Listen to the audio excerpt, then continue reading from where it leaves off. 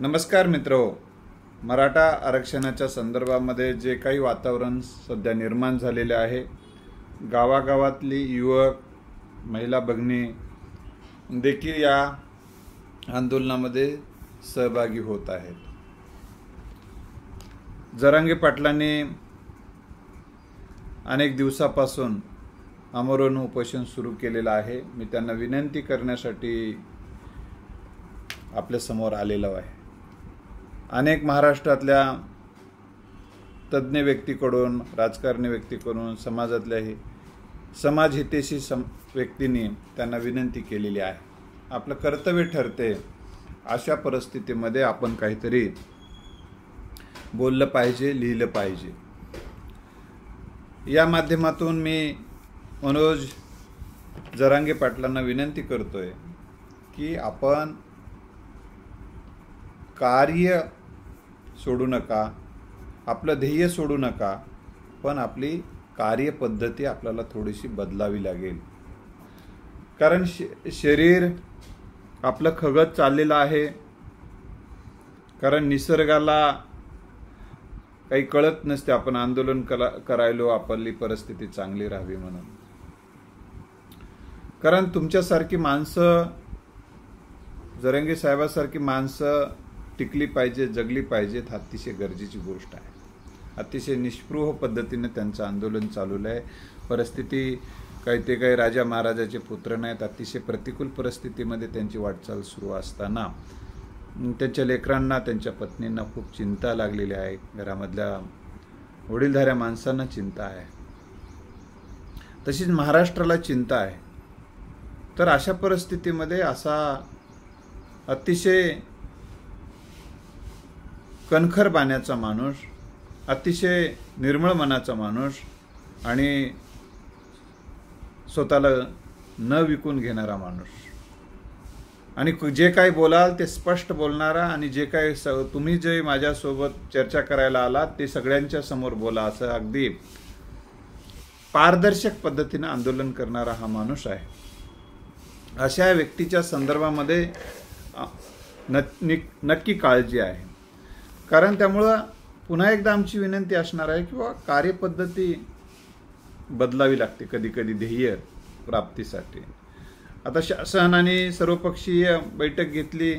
त्या सर्वपक्षीय बैठकीमध्ये जरांगे पाटलांना किंवा जरांगे पाटलांच्या साथीदारांना त्याच्यामध्ये त्या कमिटीतही घ्यायचं मान्य केलेलं आहे. त्याचबरोबर आंदोलनाचा मार्ग काढू, वेळ द्या म्हणत आहेत. मी ते वेळ द्या म्हणत आहेत आणि ते आरक्षण देतील याच्यावर खात्रीनं, विश्वासानं त्यांच्यावर काही बोलण्यासारखं नाही आणि त्यांच्यावर विश्वास व्यक्त करण्यासारखं काही नाही.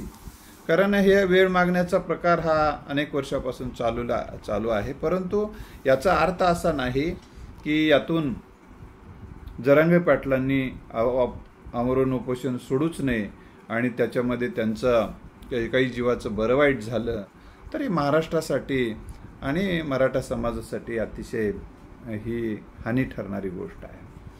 त्यामुळं जरांगे पाटलांच्या तून प्रेरणा घेऊन महाराष्ट्रातल्या अनेक ठिकाणी आपल्याला आमरण उपोषण करणारे, साखळी उपोषण करणारे, आंदोलनात सहभागी घेणारे तरुण, युवक, युवती, महिला सहभागी झाल्याचे आपल्याला वृत्त आहेत.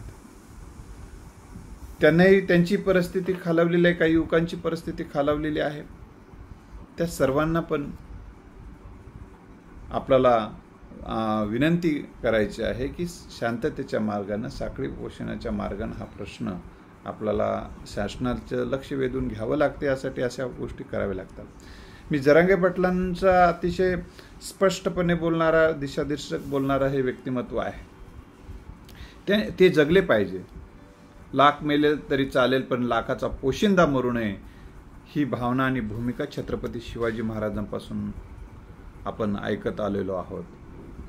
त्यामुळं अन्य प्रसंगी शिवाजी महाराजांचा जीव धोक्यात आलेला असताना अनेकांनी आपला जीव धोक्यात घालून, महाराज तुम्ही जगलं पाहिजे, लाख मेले तरी चालतील पण लाखाचा पोशिंदा मेला नाही पाहिजे, ही भूमिका अनेकांनी घेतली. बाजीप्रभू देशपांडे सारख्या व्यक्तीने असेल,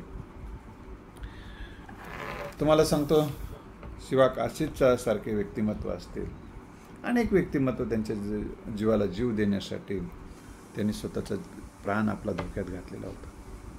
म्हणून जरांगे पाटील हे आधुनिक महाराष्ट्र त्यांना एक आपला नायक म्हणून पाहतो आहे. अशा परिस्थितीमध्ये नायकांना आता उपोषणाचा हा जो मार्ग आहे, काही औषधी घ्यायचं नाही, सलाईन घ्यायचं नाही, तपासू द्यायचं नाही, ही भूमिका त्यांनी न घेता तपासू दिलं पाहिजे, सलाईन लावून घेतली पाहिजे.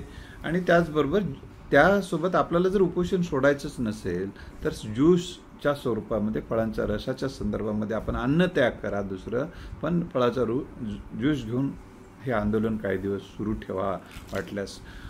परंतु आपल्या तब्येतीला जपून सिर सलामत तो पगडी पचास, बचेंगे तो और भी लढेंगे, ही भावना आणि भूमिका घेऊन आपल्याला लढावी लागेल.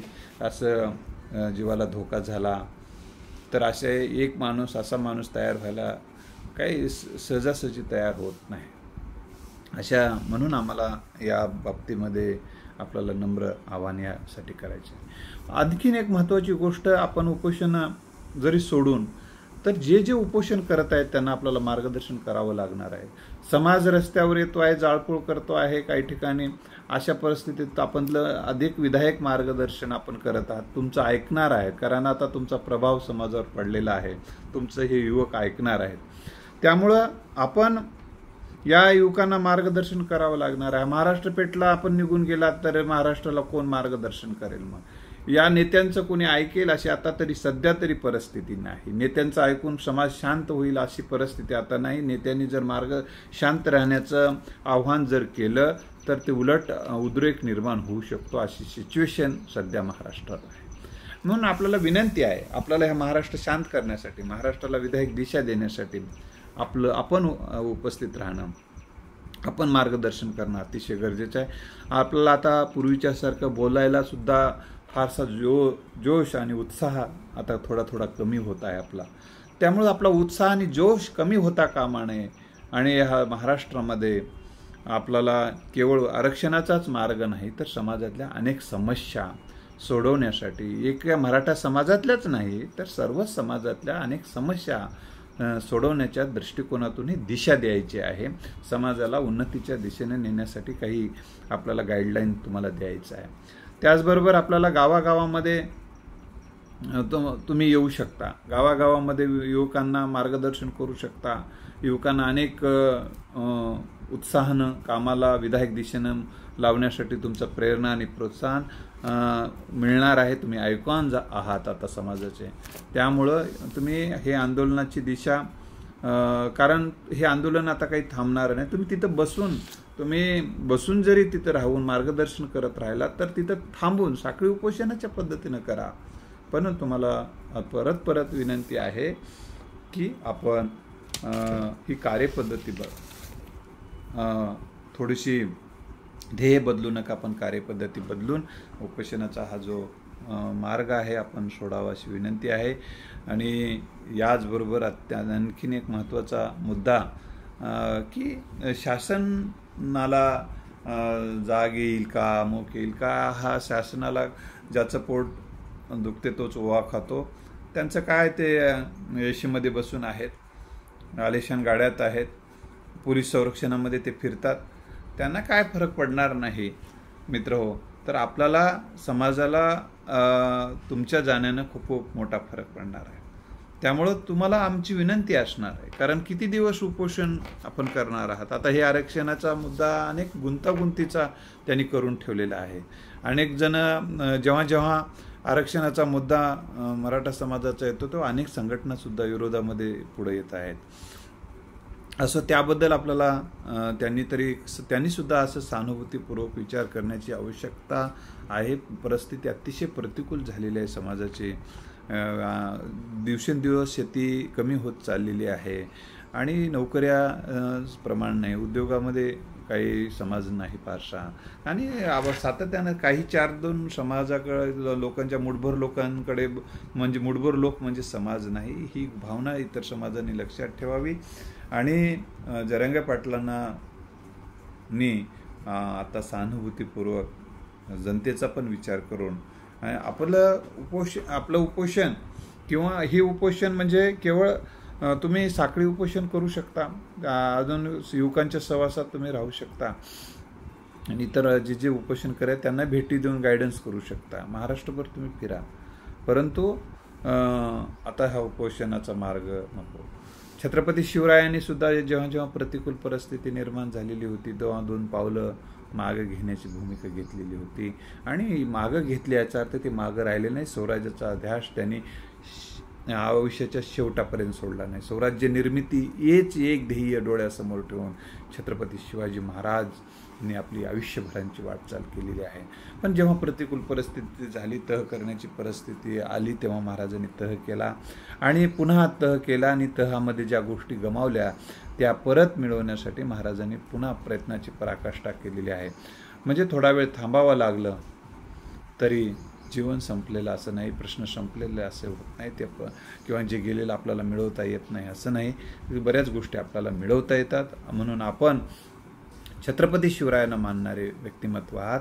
म्हणून शिवरायांनी सुद्धा अनेकदा आपल्याला माहीत आहे इतिहासामध्ये की 2 पावलं पुढे जाण्यासाठी 2 पावलं मागे आलेले आहेत महाराज. आणि याचा अर्थ असा आहे की स्वराज्याचं ध्येय, प्रगतीचं ध्येय जसं सोडलं नाही तर स्वराज्याचं सुराज्यात रूपांतर करण्यासाठीच आणि स्वराज्य टिकून ठेवण्यासाठी देखील त्यांनी ध्येय सोडलेलं नव्हतं. आणि असं असताना सातत्यानं महाराज कार्यरत राहिले.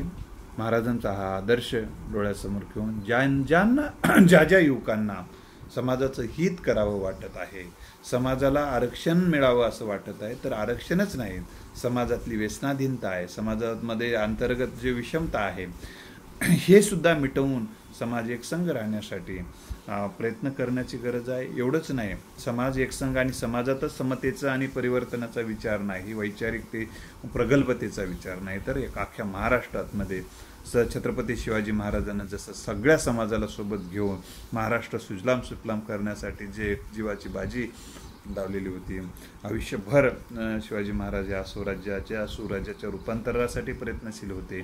तर तमाम युवकांना ज्यांना ज्यांना समाजहिताची तळमळ वाटते त्या तमाम युवकांनी केवळ आपला समाज, केवळ आपल्या टिशीवर ज्याच्या जात आहे त्याच समाजासाठीच नाही तर इतर समाजाच्याही विकासासाठी, त्यांच्याही दिशा देण्यासाठी आपल्याला सिद्ध व्हायचं आहे. आणि हे आरक्षणाची जो लढा आहे तर आपल्याला हा लढा लढत पण आपण खंबीर सक्षम राहून हा लढा लढावं लागेल. जनमत संघटित करत जरांगे पाटीलांनी महाराष्ट्रभर फिरणं गरजेचं आहे. जनता तुमच्यासोबत किती हजारो युवक युवती आणि समाजातल्या वेगवेगळ्या समाजातली सुद्धा माणसं तुमच्या पाठीशी उभं राहू शकतात. लाखोची संख्या समाजाची आणि इतरही ज्यांना मराठा समाजाला आरक्षण मिळावं वाटते अशा लोक देखील तुमच्या पाठीशी उभं राहू शकतात. तुम्ही या संदर्भामध्ये सोबत समाज यायला तयार आहे. तुम्ही शासनावर दडपण आणण्याचा प्रयत्न तुमचा यशस्वी होत आहे, परंतु आरक्षण मिळवण्यासाठी आपली ही लढाई चालू ठेवली पाहिजे. परंतु आपण उपोषणाच्या माध्यमातून जर काही पार्ट शरीरातले खराब झाले, किडनीवर काही प्रॉब्लेम झाले आणि याच्यातून पुन्हा जीवनात तुम्ही उभे राहिले नाहीत तर ह्या समाजाला उभं कोण करेल एवढी आमच्याला चिंता आहे. आपल्याला हात जोडून विनंती आहे की जरांगे पाटील, आपण ह्या उपोषणाचे जे काही सलाईन लावून घ्यायचं नाही, हे करायचं नाही, ते आपण ते ठरवले, पाणी घ्यायचं नाही असं जे ठरवले ते करू नका. ह्या सगळ्या गोष्टी स्वीकारा. उपोषणाचा पद्धत स्वीकारा. ही जी पद्धत आहे आताची थोडी सोडून देऊन आपली साखळी पद्धतीचे उपोषण असेल, विष घेऊनचं उपोषण चालू ठेवणं असेल, महाराष्ट्रभर फिरण्याचं काम असेल, काम बंद करू नका, पण उपोषण सोडा, अशा पद्धतीची विनंती करून थांबतो. जय हिंद, जय महाराष्ट्र.